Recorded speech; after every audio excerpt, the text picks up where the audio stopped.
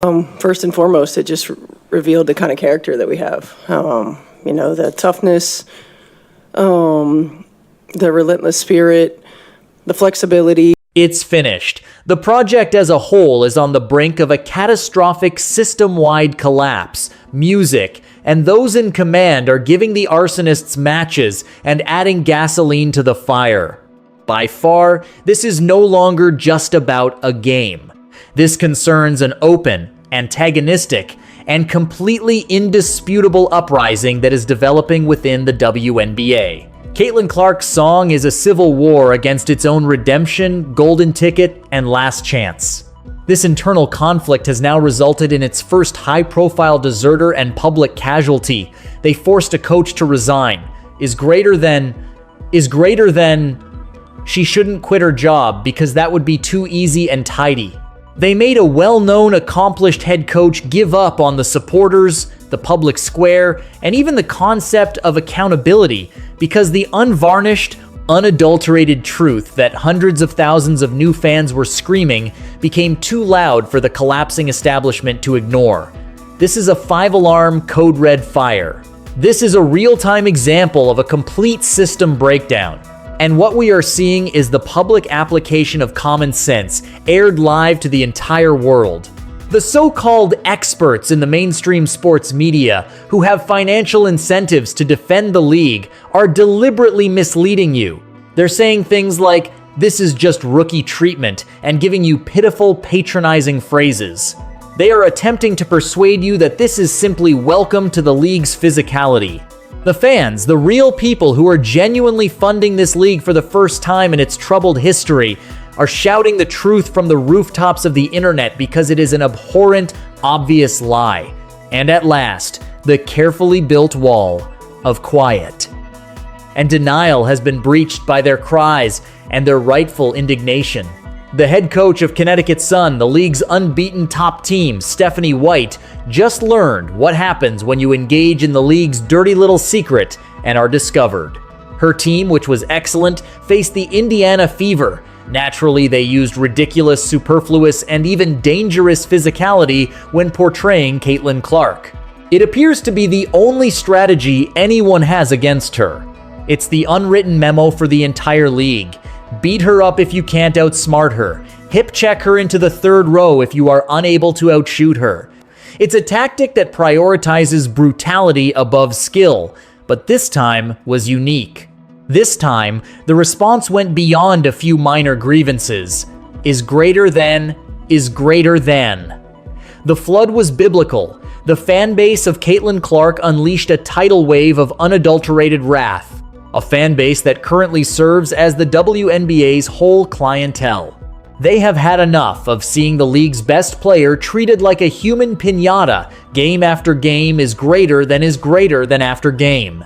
The screen is filled with a fast-paced, disorienting collage of social media remarks. Display irate YouTube responses, Instagram comments, and tweets aimed against Stephanie White and the Connecticut Sun's official accounts. Messages are highlighted and usernames are displayed. Shameful. It's not basketball here. Keep your stars safe. The remarks were harsh. They were unrelenting. They had no mercy at all. Is greater than. You should feel guilty because your team plays filthy basketball. Is this a targeted attack or a basketball? The league must look into this. You're just another bigot. Another coach who is envious of a 2-year-old music sensation who possesses more talent than your entire squad put together. It continued for several hours. A digital army of supporters who can clearly see what the media, players, and league office are unable to see. That they are deliberately attempting to injure, dehumanize, and physically and psychologically destroy the one individual who has the potential to make this league significant on a worldwide level. And how did this public outcry turn out? When the truth was exposed for everyone to see, what happened? Stephanie White was unable to handle music. It was too much pressure. The reality was too harmful. Her X account was erased. Music. She gave up. She had no defense, so she fled the conversation. She is not justified. There is no way to defend what is taking place. This goes beyond a coach deciding to log off after receiving some hurtful tweets. This is a fundamental flaw in the WNBA as a whole. The very supporters that her league so pitifully needs to exist publicly humiliated the head coach of an unbeaten team and drove her into virtual exile. The entire paying public has cast a gigantic vote of no confidence in this. This is the audience standing up and telling the WNBA straight out that they recognize the plot.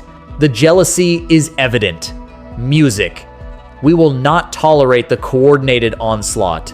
If you ruin your own product, we won't pay. The league, the coaches, the veteran players, and the organization as a whole have all contributed to the toxic, hostile, and dangerous environment that exists not only for Caitlin Clark on the court, but also for anyone who is thought to be a member of the old guard that so obviously despises her. Is greater than. They've cultivated a resentful us versus them mindset, and now it's blowing up in their faces in the most dramatic and visible way possible. Is greater than. They genuinely believed they could steer the story. They severely miscalculated the strength of the people, believing that they could use ESPN's media mouthpieces to spin this as normal and deceive the millions of new viewers.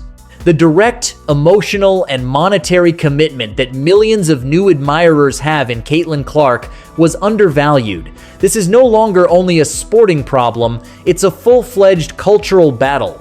It's a revolt against a weak, insecure establishment that would sooner destroy the entire house than acknowledge that she is greater and more significant than all of them put together because it is so afraid of a transcendent superstar visual. A high-definition, slow-motion video of Chennedy Carter's egregious foul on Clark keeps playing. Next, a slow-motion video of Tayera McCowan's risky hip check is shown. Overlay the pictures with bold red lettering. This isn't basketball. It's a targeted attack. Let's be bluntly, horribly, and utterly clear. What we witness every night is not basketball. It's a well-planned campaign of physical intimidation that is actively supported by the repulsive envy of seasoned players who can't abide that a rookie is receiving all the attention they were never able to, as well as implicitly approved by the league office's dead silence. They don't work in tandem with her. They attack her. She is not boxed out by them. When the referees aren't looking, they push her to the ground. What about the referees? They have either received their marching orders from higher up, are completely incompetent, or are complicit in this effort. No other rational reason exists. Everybody has witnessed it on a daily basis. Is greater than. The off-ball shoves, the cheap shots, the persistent gripping and grabbing, it is indisputable. People like Stephanie White are the ones who enable it, and it is a shame to the sport. Like every other coach this season, her strategy is based on a single pitiful concept. Caitlin Clark should be physically punished until she breaks. She was unable to confront the song when the paying clients and fans confronted her about it. She bolted. She ended the discussion. That's an admission of guilt right there. It is the most pivotal point in the whole farce that is taking place.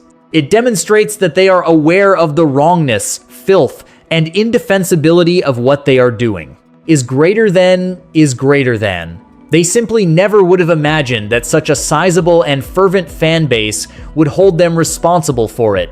They believed that the opinions of the people could not affect their small, isolated world. The gates have been breached, though.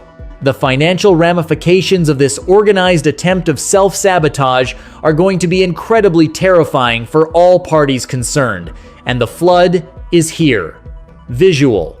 A potent split screen. On one side, thousands of people wearing Clark jerseys fill an entirely sold-out arena for an Indiana Fever game. Conversely, archive video from a previous season shows a half-empty WNBA arena is greater than calm and lifeless. Remembering the realities of this league only 6 months ago is important. In essence, the WNBA was a charity case. Playing in front of friends, family, and a small group of devoted supporters, it was a league supported by the NBA for decades, a financial black hole that was losing money every year. It was a specialized product with no appeal to the general public. Then Caitlin Clark, a lady, showed up. She quickly turned into a one-woman economic stimulus package for the entire collapsing organization. The league's ticket costs have increased by more than 200%. On certain nights, viewership figures are surpassing those of the NBA and NHL, shattering previous records. Her jersey went on to become the best-selling draft pick jersey in sports history, regardless of the sport, male or female. After decades of complaints, she persuaded the league to eventually accept charter flights for all teams because she alone brought in so much money and attention. She is an economic miracle all by herself. Is greater than. She would be wrapped in industrial-grade bubble wrap by any rational company, any firm with even a tiny bit of brain or a fundamental survival instinct. They would insist that referees treat her as if she were a precious national asset. Every advertising campaign, TV commercial, every social media post would revolve around her. They would make her the league's unchallenged, unrepentant face and challenge anyone to do otherwise. However, what has the WNBA accomplished? The complete opposite. They've let their bitter, envious players use her as a punching bag every night. The biggest names in the league, the so-called veterans, have gone on podcasts and interviews to disparage her, gripe about her, and stoke hostility rather than bringing her gift baskets and expressing gratitude for their increased significance and higher salaries. Out of sheer, pitiful, unadulterated jealousy, they are deliberately contaminating their own water supply. In the annals of contemporary sports, it is the most spectacular and astounding act of institutional self-destruction. After receiving a lottery ticket worth billions of dollars, they all agreed to set it on fire. For a moment, picture the NBA in the 1980s deciding that Michael Jordan was becoming too well known. What would have happened if David Stern had let the bad boy Pistons' brutal, unethical practices go unpunished and eventually forced Jordan out of the league? The NBA would not have survived. In the annals of sports history, it would be a forgotten footnote. The WNBA is currently perched on just that precipice. They are deliberately choosing to be the Detroit Pistons, and they are living their Michael Jordan moment. The entire league is full of executives, coaches, players, and music is greater than who would prefer to govern over a kingdom of ashes than see the legitimate ascension of a new queen. Music, and the wealthy and powerful fans witness it all. Since the mainstream media won't, I would like to read what you have to say. They are too cowardly. They don't want to upset their league partners. But now, the only thing that counts are your voices. Visual. One by one, the full-screen tweets and YouTube comments are emphasized for maximum impact. This is a comment from JayHawksFan88. The best evidence is Stephanie White's account deletion. Last year, she was the Fever's coach. She is familiar with the appearance of a generational celebrity. Now that she is leading an unbeaten squad, her strategy is to have them attack Clark. She was called out and folded like a shoddy suit. Cowardly. This is an additional one from Sarah P22. It is no longer even concealed. It is a league-wide conspiracy. The veterinarians fear being forgotten and replaced. Because the league management is weak and afraid of its own players, the WNBA is allowing them to get away with abuse. And this one from Real Talk Sports Guy encapsulates everything. This league will go bankrupt in 3 years if Adam Silver and the NBA Board of Governors don't take action to clean up the WNBA. You can't promote a superstar and then allow the other staff members to disparage her on national television. It's an enormous financial, PR, HR, and nightmare. This is the reality. The WNBA League administration is making a valiant effort to disregard this unvarnished fact. However, a revolution cannot be disregarded. Stephanie White had to learn that the hard way. Her leaving the public square serves as a metaphor for the pitiful state of the entire system. They don't know the solutions. They are not justified. They lack a rational defense. As everything around them completely changes, all they have is a frantic, flailing attempt to cling to a shred of power. The damage grows more irreversible the longer they permit this hideous display to go on. Every cheap shot that is missed, every envious remark made by a resentful veteran, and every coach who employs a beat-her-up tactic erode the tenuous basis of this recent success.